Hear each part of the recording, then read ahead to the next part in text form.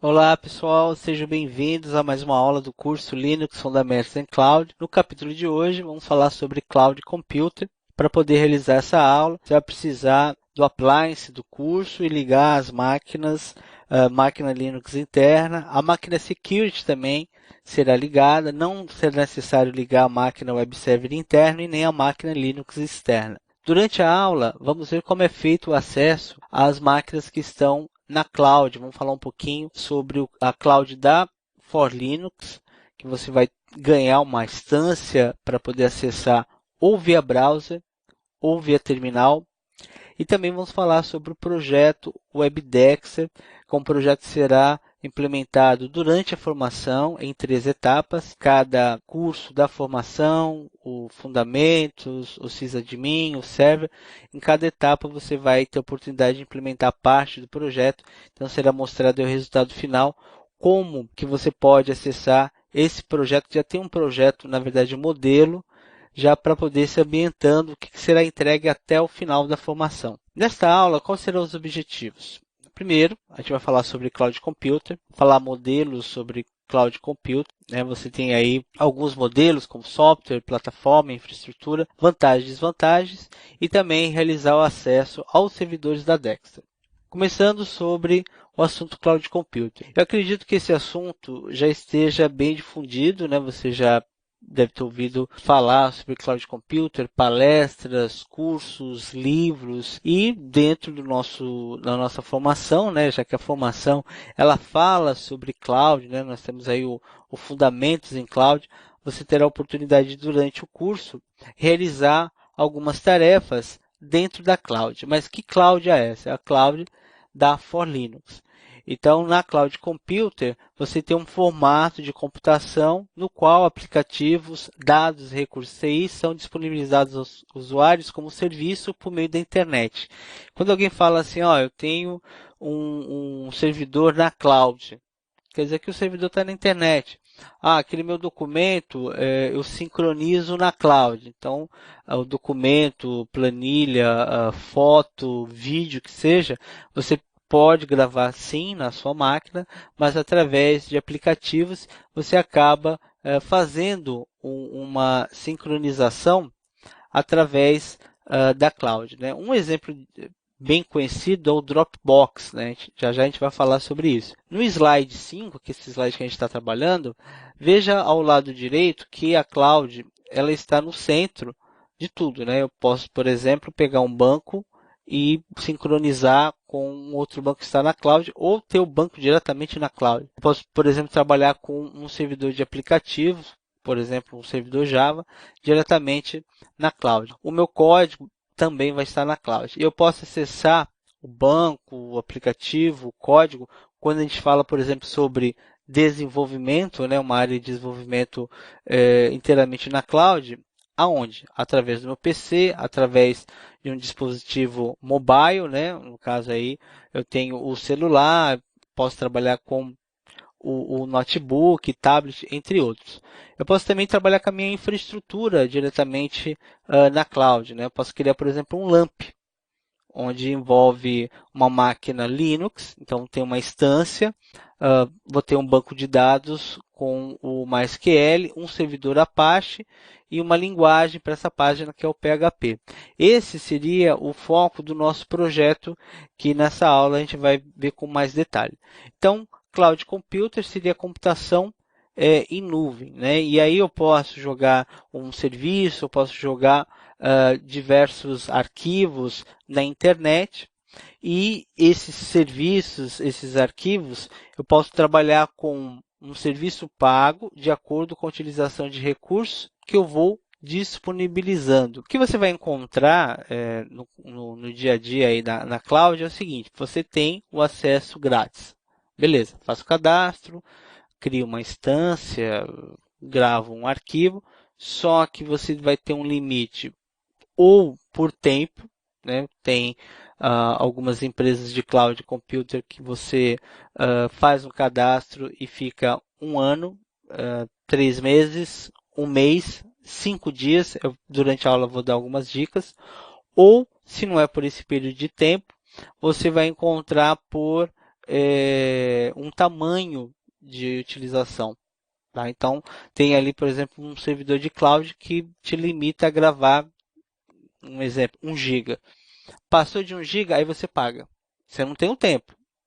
Você não tem um tempo. Você pode ficar 1 ano, 2 anos, 3 anos, 5 anos, 10 anos, mas passou de 1 GB, você é obrigado a pagar. Em outros serviços, você não vai, no caso, pagar nada, porque vai ser livre, mas você tem um período de tempo. Passou o período de tempo, aí você começa a pagar. Então, vai depender do modelo da cloud. Bem, o conceito, né, aí vem a parte mais técnica. Computação nas nuvens seria a possibilidade de acessar arquivos e executar diferentes tarefas pela internet. Na verdade, nós já fazemos isso. Ah, eu nunca mexi com cloud computing. Sim, onde que está seu e-mail? Ah, tá no Terra. E onde que está o Terra? Está na internet. Então você tem, na verdade, seu e-mail na internet. Né? Não é num servidor local na sua casa, não é um servidor local na sua empresa, certo? Já está na internet. Ah, aquele arquivo, no caso que eu gravei, está no Dropbox. Onde que está o Dropbox? Na internet. Então quer dizer que isso já é algo que a gente utiliza há muito tempo, Cloud Computing. Então eu não vou precisar instalar aplicativos no meu computador para tudo, pois posso acessar diferentes serviços online para fazer o que é preciso. Essa parte é muito interessante. Hoje nós temos serviços na parte Cloud Computer, onde você cria uma planilha, acessa um documento, dali você salva, dali você pode mandar por e-mail sem precisar instalar nada, né? Você tem, por exemplo, aí a parte do Office na internet, é um serviço que fica totalmente na cloud, né?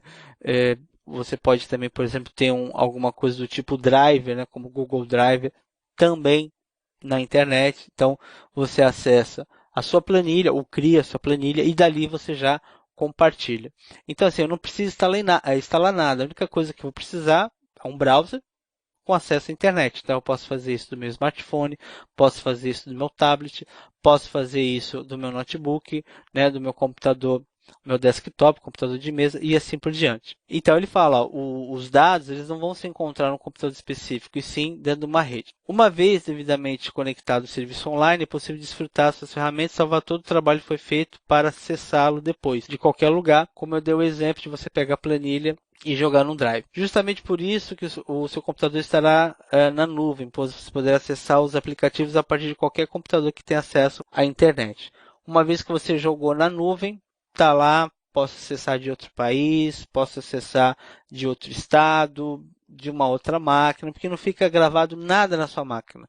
Tá? A sua máquina, na verdade, é a ferramenta, né, que você vai utilizar para poder acessar o seu documento, o seu serviço, que seja. Bem, vamos falar um pouquinho agora sobre os modelos, né? Tem aquele modelo para o usuário final, tem aquele modelo para o desenvolvedor de aplicações, tem aquele modelo para arquiteto de rede. Então aí você vai encontrar o SaaS, o PaaS e o IaaS, né? Que é o Software as a Service, Plataforma as a Service e o Infrastructure as a Service. Seria o seguinte, software como serviço, isso que será entregue pela empresa de cloud. Plataforma como serviço, isso que será entregue pela empresa de cloud. Infraestrutura como serviço, será entregue pela empresa de cloud. Quem que vai usar?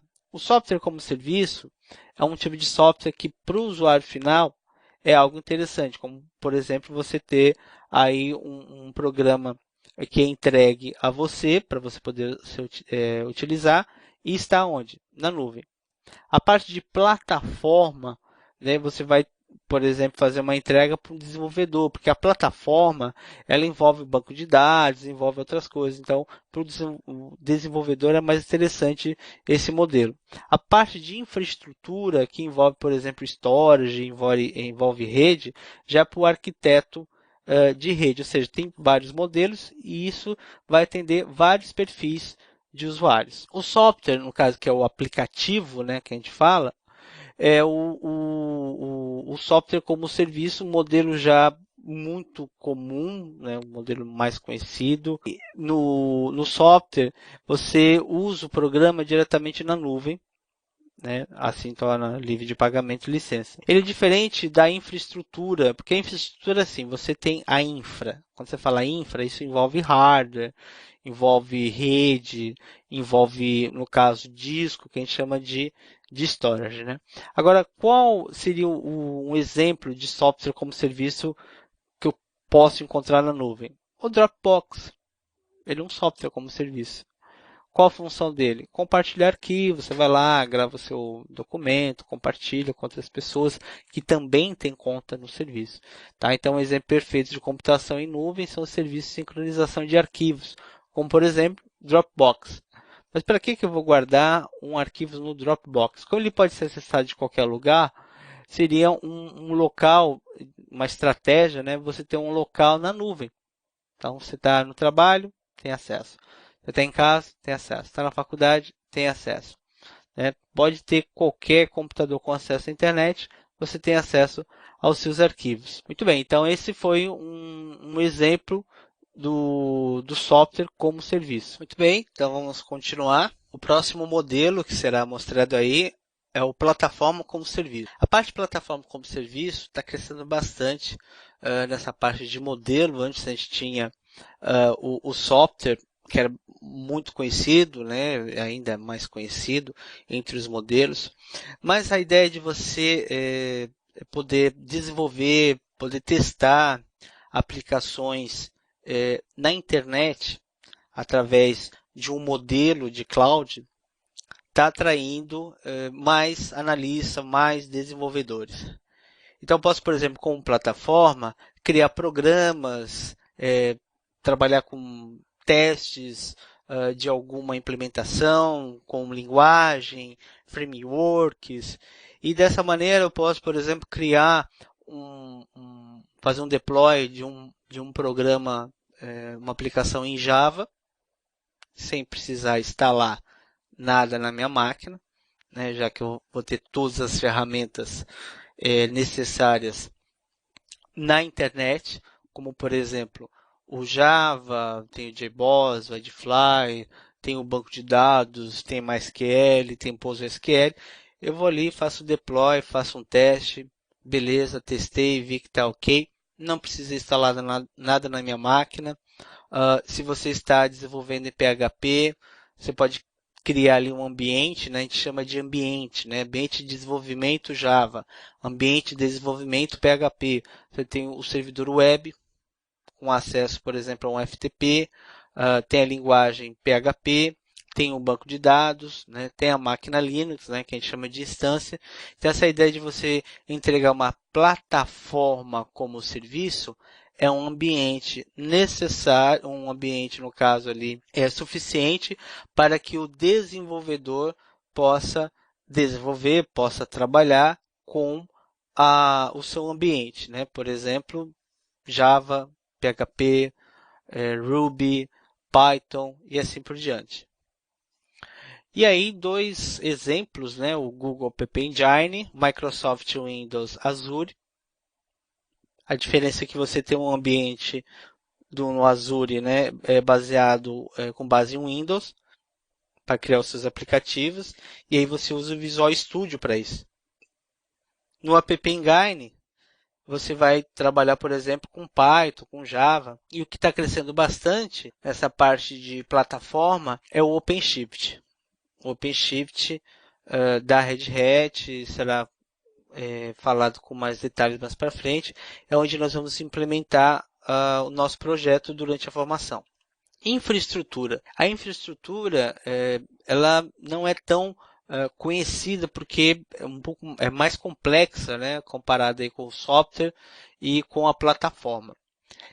Nesse modelo da infraestrutura, você já tem aqueles recursos full, né, que é o hardware, memória, roteador, o próprio servidor, hackers, firewall, né? E a maioria dos serviços é faturado em modo de pay per user, né? Ou seja, é o tempo de serviço utilizado. Um exemplo muito conhecido é o AWS, né? Que na verdade quer dizer Amazon Web Service. principal empresa de fornecimento de serviços voltados a cloud computing e também tem a grande demanda de serviços como IaaS. Então, a Amazon EC2 e IBM são bons exemplos para quem quer pesquisar mais sobre o assunto. Tem outros? Sim, tem muitos, muitos, muitos. Um que eu posso dar um exemplo que é open source, e você pode criar o seu, inclusive na sua empresa, ou criar ali uma cloud interna, né? Uma cloud, por exemplo, privada, é o OpenStack. Né? Você pode utilizar, por exemplo, o OpenStack para criar uma empresa de infraestrutura como serviço, ou seja, se oferece aos seus colaboradores, os seus usuários, né? E dentro da sua empresa, você pode oferecer aos seus colaboradores uma cloud, no caso, privada, tá? Uma cloud privada para dentro da empresa. Se você quer trabalhar como uma empresa, uma cloud pública para os seus clientes, ok? Então, OpenStack seria interessante você fazer uma pesquisa sobre o assunto, que está crescendo bastante no mercado. Como que eu separo os modelos de cloud? Aquele local que você vai gerenciar tudo, né? Tem as aplicações, os aplicativos, os dados, né? Runtime, middleware, OS, virtualização, serviços, storage, network. Quando você, por exemplo, contrata uma infraestrutura, uma empresa que na verdade trabalha com infraestrutura, o que vai acontecer? Você vai gerenciar, né, a aplicação, os dados, o runtime, middleware e o OS. Agora, a virtualização, né, os servidores, o storage, o network, outro gerencia. Quando é plataforma, você vai gerenciar as aplicações e os dados. Agora, runtime, middleware, OS, virtualização, server, storage, network, o outro que vai gerenciar. E quando é software, né, no caso aí, outros que vão gerenciar.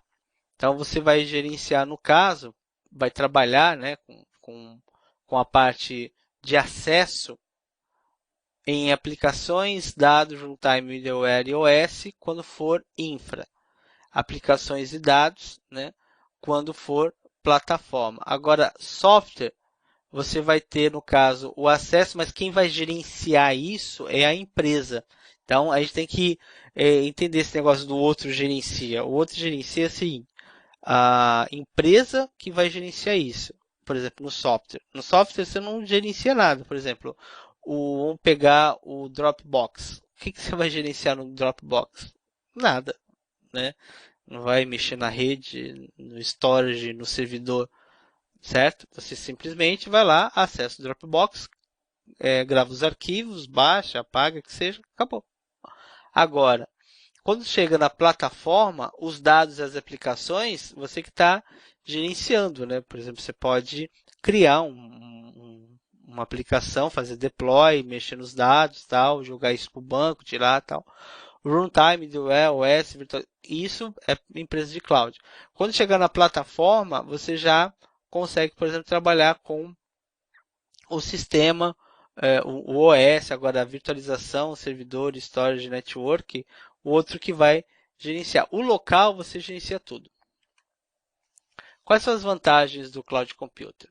Substitua gasto em capital por gasto variável. Ao invés de investir subitamente em data centers e servidores, antes de saber como irá utilizá-lo, você pode utilizar a computação em nuvem e pagar apenas ao consumir recursos de computação, apenas pela quantidade consumida. Essa parte é interessante porque assim, você vai fazer uma compra, ou no caso um aluguel de data centers, servidores, mas na verdade, o que você vai usar?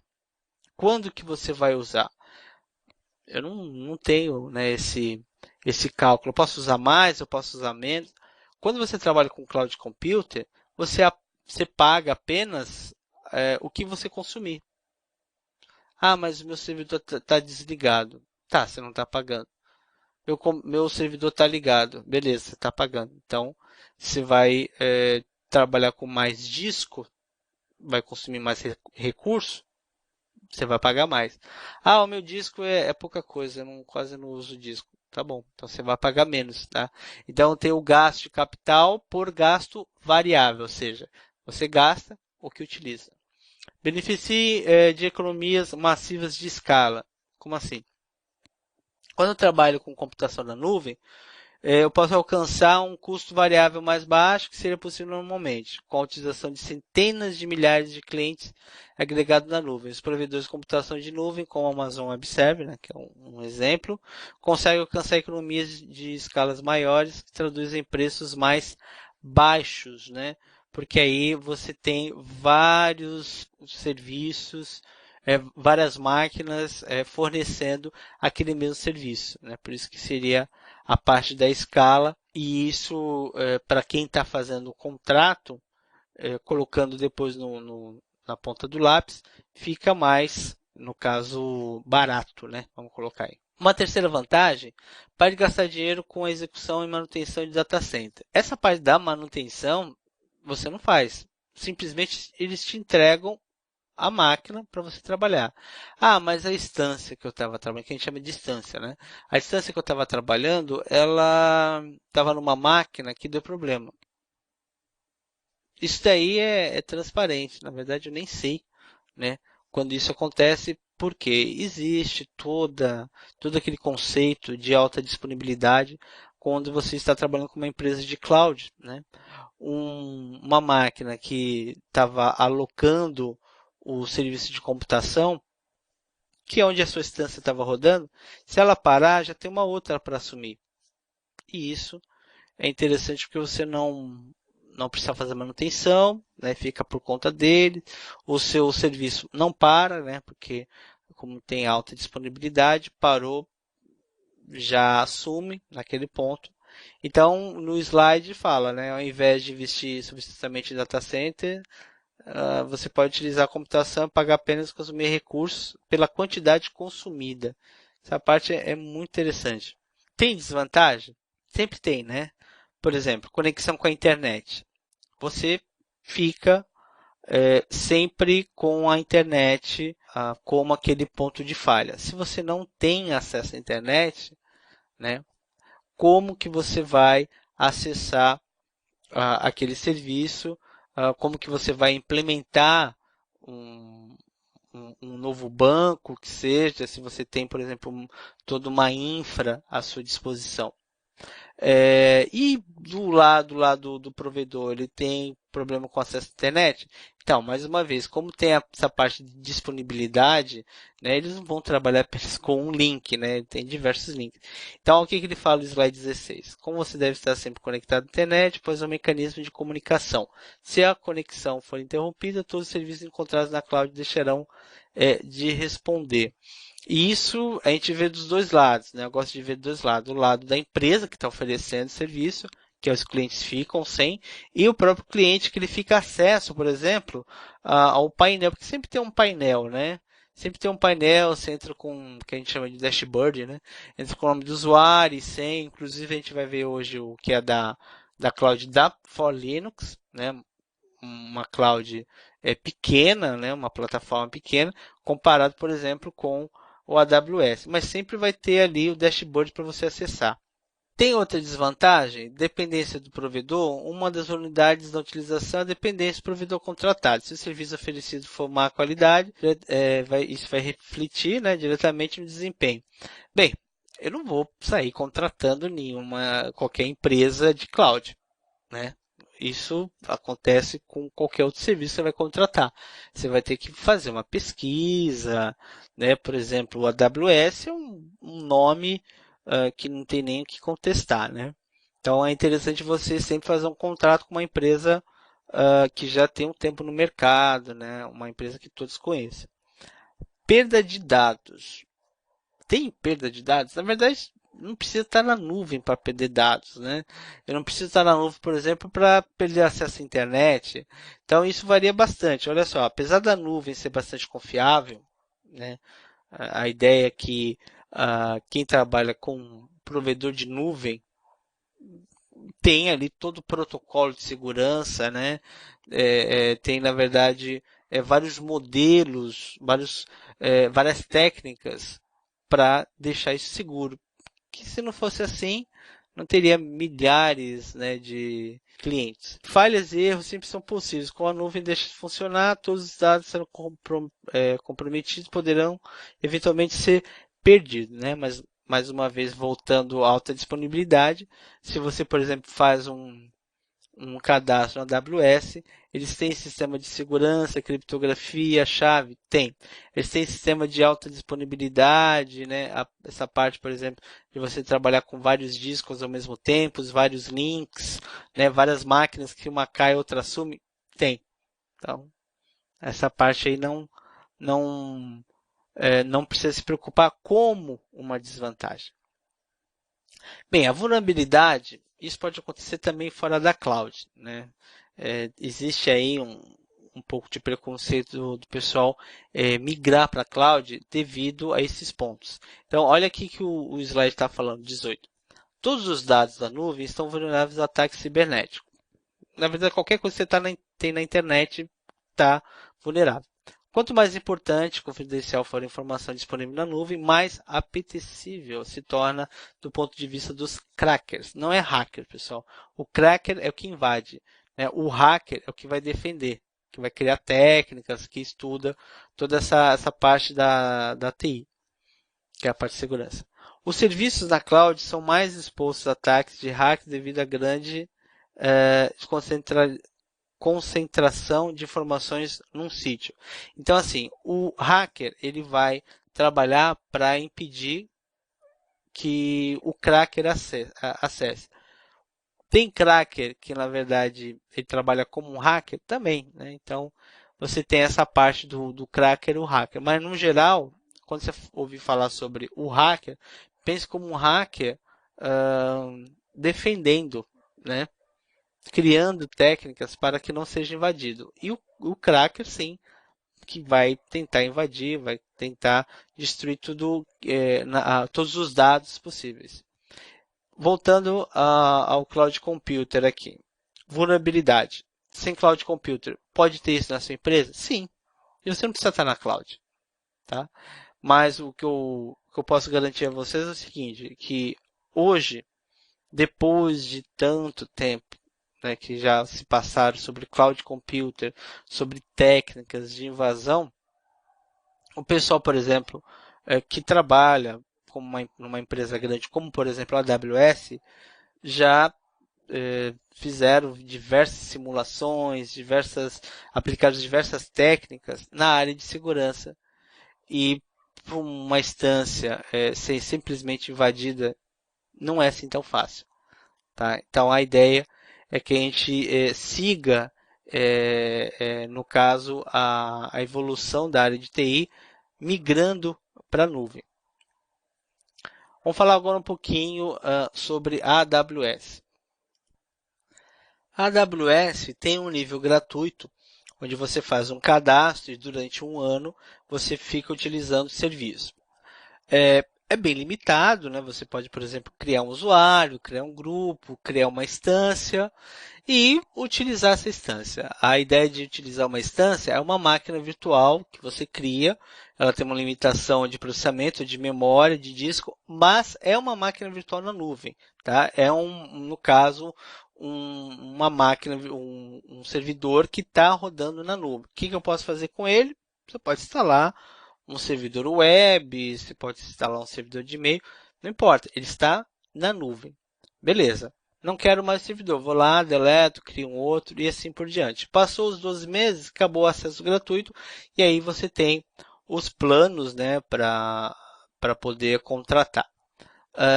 Neste curso, nós temos uma aula de conteúdo complementar falando com muito mais detalhes sobre a AWS. Você pode acessar para verificar esse nível gratuito em aws.amazon.com/pt/free. Outras empresas também oferecem um nível gratuito, como por exemplo o Microsoft Azure. Nós também podemos trabalhar com o Google Cloud Platform. tá? Entre outras. Então, cada empresa tem um tempo, né? Se eu não me engano, o Azure é um mês, o Google Cloud Platform são 3 meses, o da AWS é maior, né? 1 ano, mas é interessante que independente do tempo, tem uns que são 5 dias, né? Tem lá que você pode acessar e usar por 5 dias, não importa. Independente do plano, você vai ter um contato com o cloud. É importante o sysadmin ter o contato com o cloud. Por quê? Porque é uma tendência você migrar para cloud. Imagine a seguinte situação: você acaba os cursos aí da formação e aí alguém fala para você, o seguinte, eu tenho esse servidor na cloud, eu gostaria que você acessasse esse servidor que a gente vai migrar desta cloud para outra. E então, eu preciso saber o que é cloud, como que acessa, né? Independente se o serviço ele é free, se o serviço é pago. Ou seja, o sysadmin ele precisa acompanhar a tendência do mercado, acompanhar a área de TI. Tá? Então, você está vendo, nós estamos no curso Fundamentos e tendo uma aula sobre Cloud Computer. Né? Então, é algo que você não pode ficar de fora. Esse é um exemplo do painel, tá? Você pode criar, por exemplo, aí uma instância, um volume, um par de chaves, né? Você tem algumas opções sobre como trabalhar com a sua instância, né? Do lado, por exemplo, esquerdo tem a parte de relatórios, limites, né? Você encontra, por exemplo, a parte de grupos de segurança, chaves que você acaba criando essas chaves, né? E baixando para sua máquina, que é uma questão de segurança, como acessar uma instância. Uma instância é uma máquina virtual na nuvem. Ponto. Como que eu acesso? Através de chaves.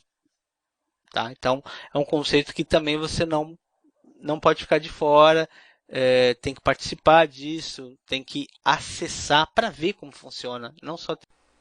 Ok, pessoal, então o próximo assunto é o acesso aos servidores da Dexter.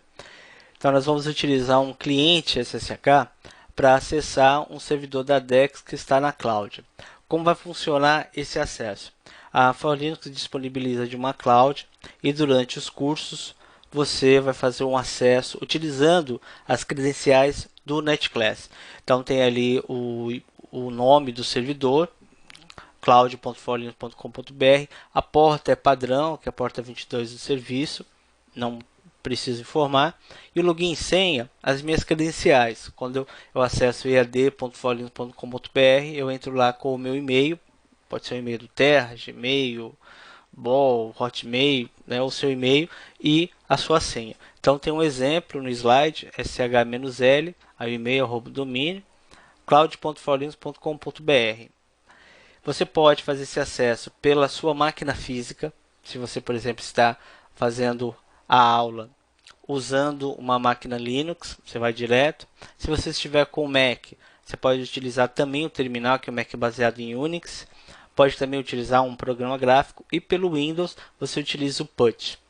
Então eu vou fazer um teste aqui utilizando a máquina Linux interna.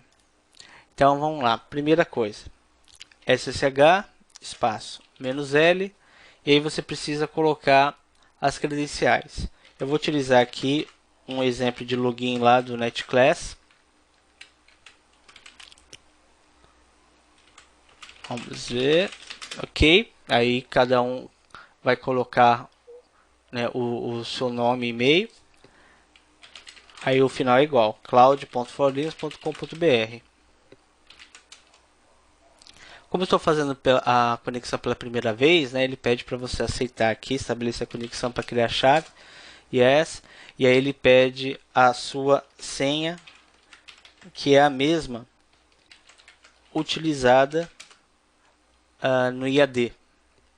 Então, estou na cloud da ForLinux. A pergunta é a seguinte: por que eu estou fazendo esse acesso na aula? Como a gente está falando sobre Cloud Computer, é muito importante você ter essa vivência, essa prática de acessar uma cloud e durante as aulas vai aparecer lá o assunto para você executar uma tarefa, um exercício diretamente na cloud. Então, como que você acessa? Utiliza o SSH, espaço "-l", credenciais do IAD, cloud.forlino.com.br, colocou a senha, pronto, eu estou no Web Server Cloud e a partir das aulas, quando pedir para você acessar a cloud, você executa esse procedimento. Para sair é só usar o comando exit, né? Saiu, voltando aqui para o slide. Então, nesse slide a gente viu como que é feito o acesso à cloud da For Linux. Projeto Dexter Web no OpenShift da Red Hat. Durante a formação, você vai ter a oportunidade de participar de um projeto onde ele está dividido em 3 etapas. Esse projeto será implementado em um ambiente que é um ambiente para software, que no caso é uma plataforma como serviço da Red Hat. Esse ambiente se chama OpenShift. Tá? Então vamos falar um pouquinho sobre o nosso projeto. O departamento de TI da Dexter Corrêa, que é a nossa empresa fictícia, contratou uma nova plataforma cloud chamada OpenShift para hospedar o seu site, que utiliza Apache, PHP e banco de dados MySQL, ou seja, é um LAMP. Tá? Quando você vê essa sigla LAMP, é o Linux com Apache, com no caso aí o MySQL, que é um banco, né? E um PHP. Mas na sigla LAMP, esse PHP poderia ser um Python ou um Perl. Tá? O projeto está dividido, está distribuído da seguinte maneira. Primeira etapa. Nós vimos no curso Linux Fundamentos em Cloud, que é esse curso aqui, né? Você cria a conta e instâncias no ambiente do OpenShift. Como que eu vou fazer isso? Então, como você está fazendo a aula de Cloud Computer, você vai ter acesso a 2 conteúdos complementares. Um falando sobre a AWS, te ensinando como criar conta, como acessar. Então, você já é uma conta gratuita, então você já vai ficar inteirado na parte de Cloud Computer, numa empresa de nome, né? Só vai precisar ter um cartão de crédito internacional, mas acredito que isso não seja um empecilho, né, com as condições de mercado hoje em dia. E também uma videoaula explicando passo a passo como criar uma conta no OpenShift. Criando essa conta no OpenShift, você também vai ver na prática, lá na videoaula, como criar uma instância e acessar essa instância. Essa parte é bem interessante. Na etapa 2, que aparece no curso, né, que é o Linux Security Sysadmin Cloud, você tem aí o curso 4451, que é para criar um banco de dados e tabela na instância do OpenShift. Como nesse primeiro curso você já tem instância, no segundo você vai criar o banco de dados e lá no banco, acessar o banco, criar a tabela. Então, o que eu já vou ter aí? Bem, criando a instância no 4450, eu já vou ter um Linux com Apache. No 4451, eu vou ter, no caso aí, o banco. Então, lembra do LAMP? Está faltando o quê? O PHP. Então, no curso 4452, né, que é o Security Server, eu tenho a página PHP e vou fazer o download de um conteúdo que será disponibilizado, né, no curso para a instância do OpenShift. Esse conteúdo é o site da For Linux. As atividades desse projeto serão executadas pelo aluno nessa classe, né? Ou seja, tem lá conteúdo complementar. Mas afinal, o que é esse OpenShift? É uma plataforma como serviço da Red Hat que vai permitir aos desenvolvedores publicar de forma rápida instâncias na nuvem juntamente com suas aplicações. Então, por exemplo, você desenvolve em alguma linguagem?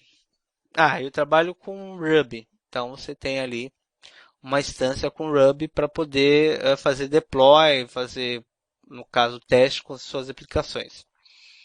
Mas eu queria só um banco para me testar. Então, tem uma instância com MongoDB, com MySQL e assim por diante. Então, o que ele está mostrando ali no passo a passo das imagens. Você consegue, por exemplo, depois de criar conta, ter acesso à sua instância, gerar um novo código da sua aplicação, né? Isso é enviado para a plataforma do OpenShift, né? No caso aí, ele vai trabalhar com as aplicações com o banco, né? E aí a sua aplicação vai estar disponível, né? Vai ser feito um deploy. Esse seria o resultado final do nosso projeto. Posso acessar ele agora? Pode. O que vai mudar no nome? Porque ó, Dexter Web é o nome que você vai usar, né? Aí Dexter Web -for Linux. Se eu cadastrar, por exemplo, lá, né, um e-mail com o nome de, sei lá, joão.silva@gmail. Então eu vou ter dexterweb-joão.silva.rhcloud.com. Então o que muda é aquele nome ali for Linux. Porque o começo é Dexter Web. Dexter Web é o nome do projeto. Tá? A ideia é que você tem o site da Dexter, que é um LAMP, né? Lá na web. Então, quando você fala web, quer dizer que vai estar na nuvem, né? Então, o For Linux é o nome que vai mudar. Vamos acessar ele para ver? Deixa eu copiar aqui. Pegar uma nova aba que eu já deixei pronto. E acessar. Bem, onde está hospedado esse site que eu estou mostrando agora para vocês? Na nuvem. Muito bem. Aonde? Em uma empresa de cloud computing que trabalha com modelo de plataforma como serviço. Tá? Então, isso é um LAMP. Primeira coisa, por trás tem uma máquina Linux. Ok. Tem uma Apache, já que você está vendo que tem um servidor web. Ok. Outra coisa, a página usa a linguagem PHP. O que está faltando? O banco. Tudo que eu cadastro aqui fica no banco. Vamos ver um pouquinho do site? Então, se você usar aqui a barra de rolagem, tá? Você vai encontrar um site, tal, ok, né? Eu tenho essa seta aqui para mostrar outros conteúdos, né? Você pode ver que é um site moderno, né? Com layout moderno. Sobre a Dexter, tá? Tem um outro conteúdo aqui com uma imagem e um texto. Aí você fala, mas que texto é esse? Então, é apenas um exemplo de LAMP, né? Você pode pegar isso como base para poder implementar o seu site, né? O site da sua empresa ou, no caso, o site de um cliente. A parte de serviços, né? Ele traz aqui os serviços. Olha que interessante. Aí no cadastro, eu posso fazer um cadastro aqui, né? Vou colocar aqui um nome teste. Opa!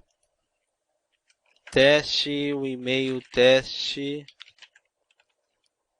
arroba teste.com.br, telefone 2233-4455, celular 992233-4455, 11.450-050, endereço Rua 1,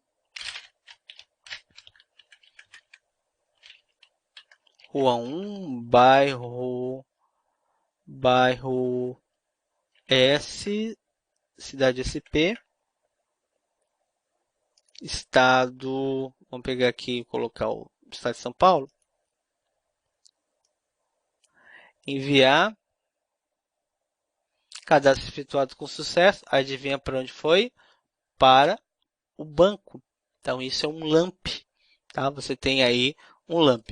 Então, peraí, no final da formação, eu vou entregar este projeto? Sim, você vai entregar esse projeto, só que você vai fazer ele em 3 etapas. Na primeira etapa, nesse curso, para criar conta à distância. Segunda etapa, no próximo curso, criar o banco e tabela. No terceiro, configurar uma página PHP. Mas por que isso? A ideia é que o aluno que faça, que tenha a oportunidade de fazer a formação, saia com uma experiência de participação de projetos, como trabalhar com uma cloud, como acessar uma cloud, como, por exemplo, implementar um LAMP, tá, na nuvem. Essa é a ideia. Muito bem. Então, chegamos aí no final da nossa aula. Como próximos passos, para que você tenha um melhor aproveitamento do curso, você vai participar das seguintes atividades disponíveis no NetClass. Quando a gente falar NetClass, no caso aí, né, nós temos uma classe virtual que você acessa pelo iad.forlino.com.br. Você vai executar as tarefas do Practice Lab, assistir as videoaulas sobre a AWS OpenShift, executar a etapa 1 do Dexter Project, que no caso é o Dexter Web, postar o resultado no fórum temático e responder as questões do teste de conhecimento sobre o conteúdo que foi visto em aulas. Então, mãos à obra. Por enquanto é isso. Obrigado por você participar da aula e até a próxima.